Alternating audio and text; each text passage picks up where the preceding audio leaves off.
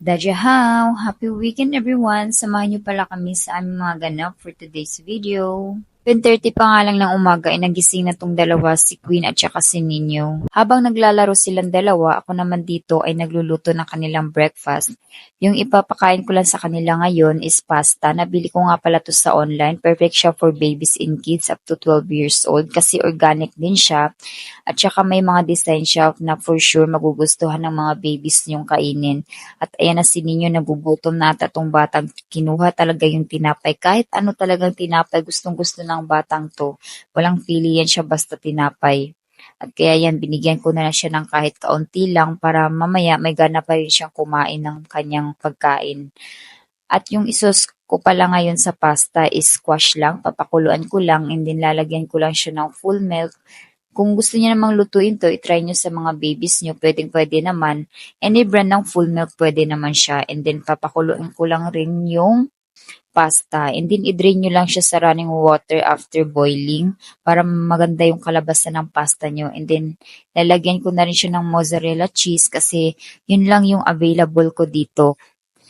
At ayan, check nyo na lang kung paano ko siya niluto yung kanilang pasta.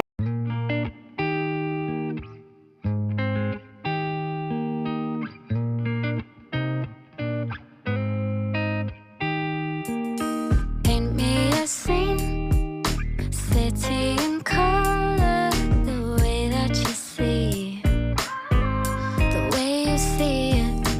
Don't you wish that I could give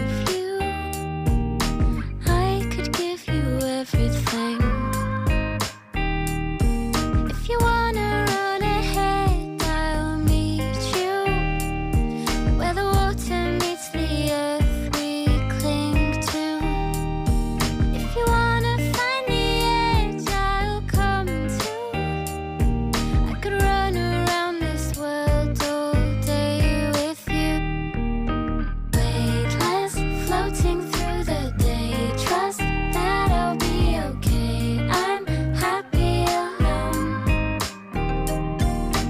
waiting for you. Wait until you realize.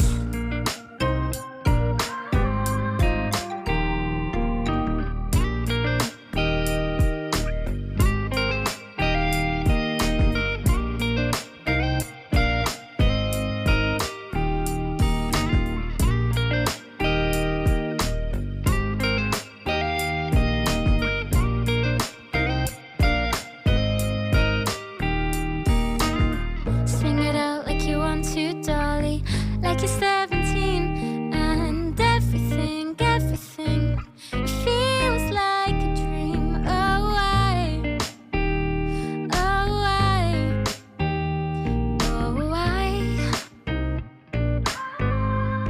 And then sa akin, yung breakfast ko is sandwich. At lalagyan ko lang siya din ng egg and then cheese. Yan lang yung breakfast ko ngayon and then magkakape lang ako. Pangpalakas ng ating buhay ang magkape ng magkape, mga nanay.